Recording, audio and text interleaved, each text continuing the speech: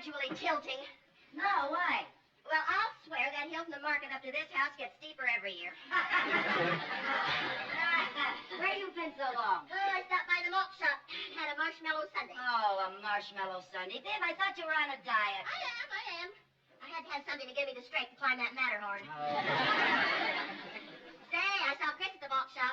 Oh? She was with Ted Mooney Jr. again. Oh, you know, I'm glad Chris is having dates with Ted. He's a nice boy. Yeah, he sure is. You know, I may be forced to go to the bank and tell Mr. Mooney that I finally found something I like about him, his son.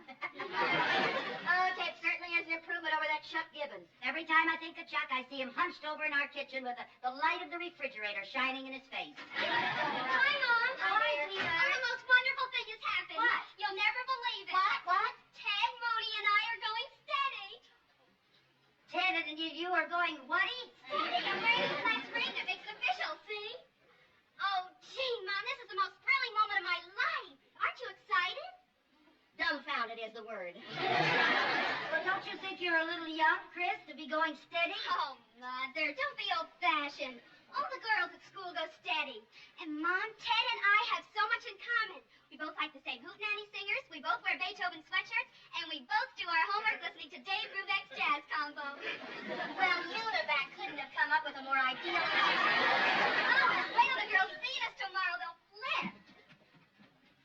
My little chick has flown the coop. Oh, now, Lucy. To a boy and girl in high school, there is nothing quite as temporary as going steady. It'll last a week, 2 weeks, then it'll all be over. Well, what if it isn't? They go steady, and then they get engaged, and then they get married, and the next thing you know, I'm too young to be a grandmother. I think you take this thing much too seriously. They're just kids. It's puppy love. Puppy love. That was a ring he gave her, not a dog biscuit. Listen, I'm going over and talk to Mr. Mooney. This is his problem, too. Now, Mrs. Carmichael, maybe we're getting excited about nothing. A lot of Ted's friends go steady. Doesn't mean a thing. Why, a week from now, Ted and Chris may change their minds, go steady with somebody else. Well, suppose they don't change their minds.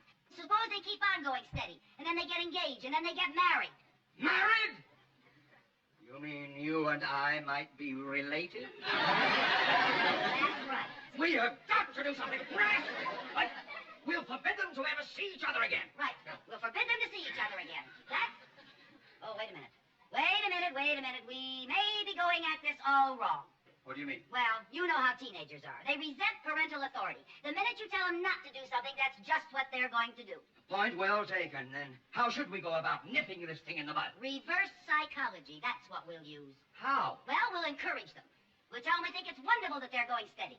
And if they care so much about each other, maybe they ought to get married. But we don't want them to get married. Oh, I know that. But don't you see, when we tell them to get married, they'll feel that they're in so deep, they'll get scared and call the whole thing off. Are you sure that's the way teenagers think? I'm positive. Weren't you ever a teenager? Of course. What do you think? Well, I thought maybe one day they opened the bank vault and out you pop. Very amusing. Here they come. Now remember, go in the kitchen and call Mr. Mooney and get ready to go into your act. Yes, okay, all right. Now, don't forget.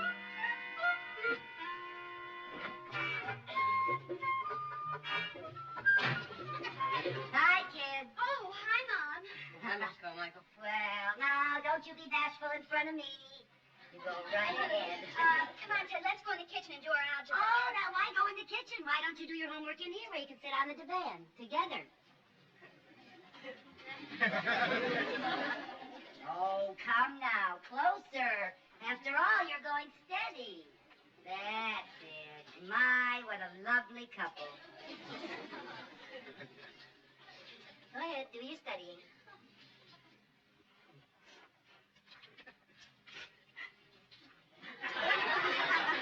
Mom, what's the matter? Oh, nothing, darling. Don't pay any attention to me. It's just that the thought of a wedding always makes me cry. Wedding? Which wedding? Oh, you are the sly ones. You're going steady now, so I know it's just a matter of time before you'll be getting married. Holy cow. Chris, darling, we should be making plans. You know, it's never too early to start talking about a wedding. But, Mom, Ted and I are just going steady. Marriage never entered our mind. Don't worry about a thing, dear. I'll take care of everything. You'll have a big church wedding, and I already have the music picked out, and guess who the soloist is going to be? I love you truly.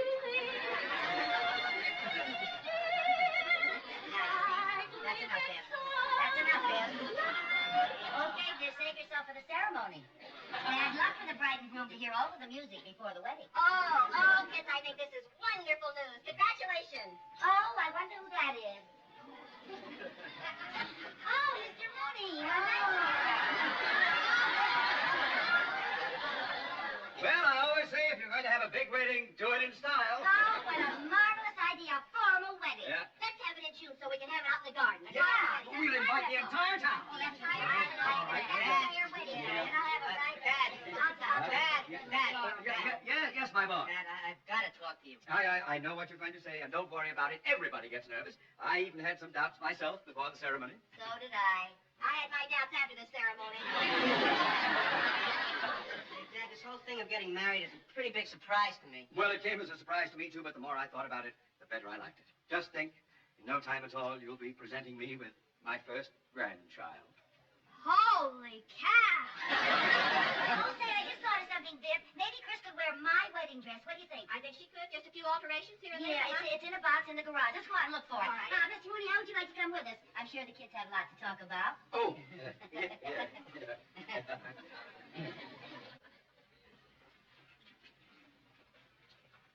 Hey, I can't get married until I get more customers on my paper round. Look, Ted, before you get panicky, I want to tell you something. This whole Here Comes the Bride kick is one of my mother's schemes. What? Our folks are using reverse psychology on us. They don't like our going steady, so they're acting like they want us to get married. Well, you don't want us to get married. No. Say, maybe we should use some reverse psychology. What do you mean? Well, we'll pretend that we like the idea of getting married and give them a good scare. Do what I do. Chris, I think you'll be a perfect dream in my wedding gown. Well, how are the bride and groom to be getting along? Oh, fine, Mr. Mooney. And we decided not to go steady anymore. Oh. Yes, we really weren't that serious, but after hearing all about the big wedding, we decided we would get married. Married? Oh, we knew you'd be pleased, Mom, and we've got you to thank for the whole idea. All right. Dad. As long as we're getting married, I figured I'd drop out of school. Drop out of school!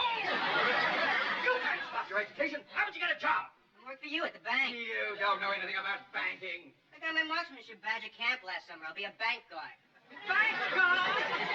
Yeah, well, I'd sure like to use one of those guns. Bang. Come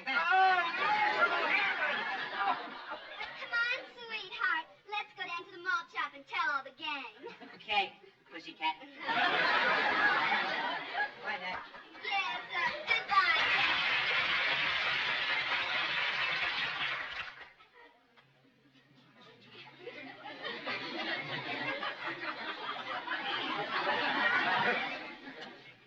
And now I would like to say a few words to the pussycat's mother.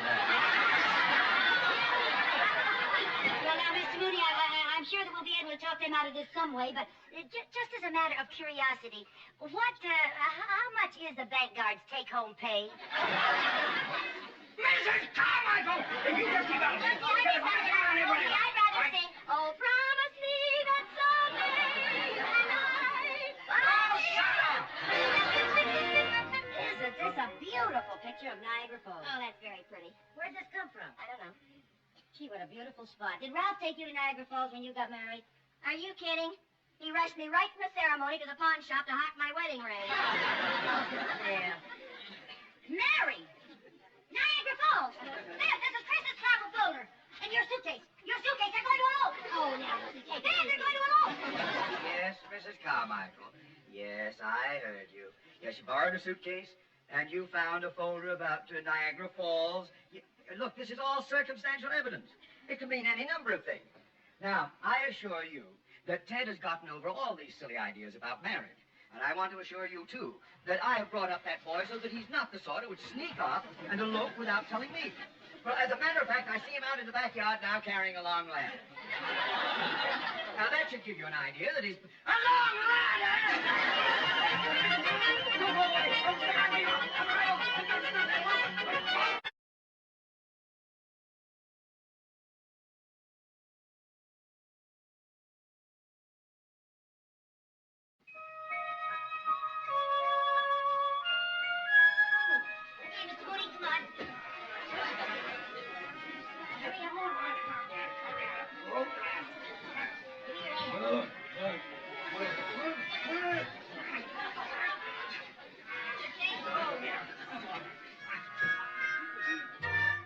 Oh, what charming decor.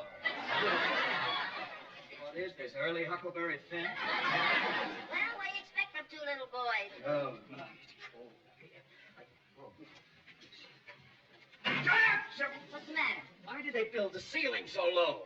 Oh, because they built it for little boys. This is their clubhouse. We're not supposed to be up here. Then why are we here? Oh, I already told you, Mr. Mooney, this is the perfect lookout post. Now, they can't possibly elope without us seeing them. Now, look, right over there. That's Chris's window on the second floor, see?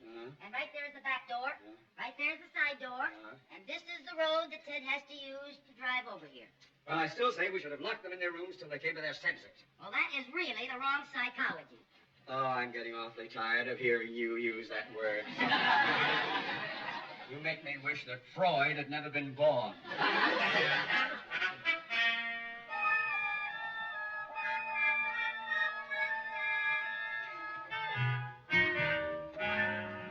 Mr. Mooney, would you stay awake to keep me company? No.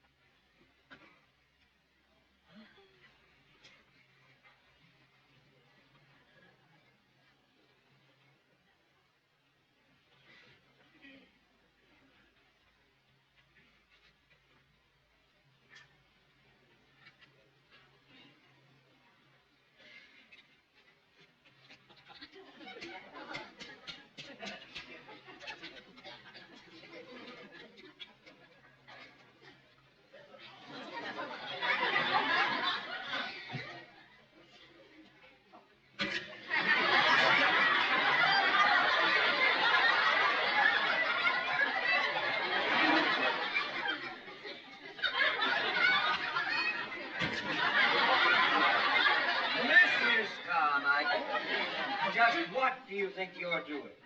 Cracking nuts. Where'd you get them? I got them from that squirrel's deep freeze. Give me some. No, get your own.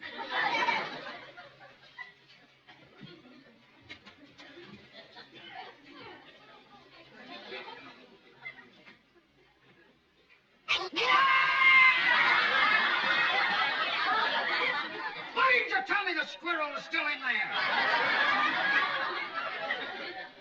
You didn't ask me. No. Oh, look, Mr. Mooney, a little star peeking through that patch of clouds. Starlight, star bright, first star I see tonight. I wish I may, I wish I might have the wish I wish tonight. Don't you want to make a wish, Mr. Mooney? I already did. But you're still here.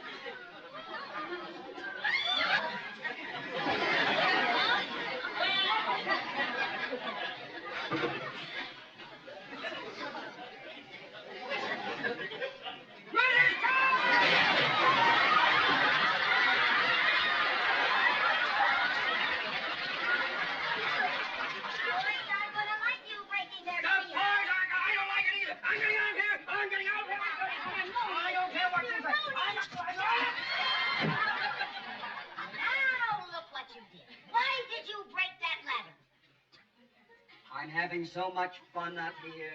I didn't want it ever to end. Well, I guess you're just going to have to shinny down that tree and get that ladder. Mrs. Carmichael, bank presidents don't shinny. All right, we'll simply have to wait here till morning till somebody sees us and comes up and gets us. Oh, swell, swell.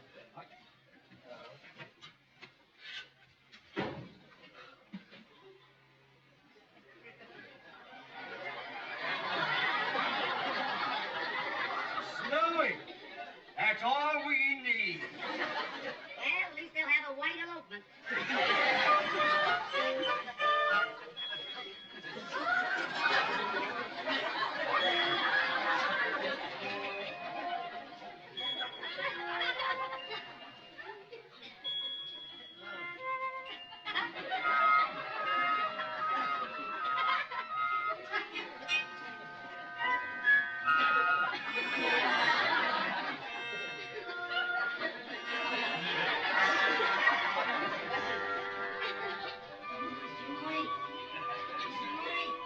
Wake up, Mr. Mooney.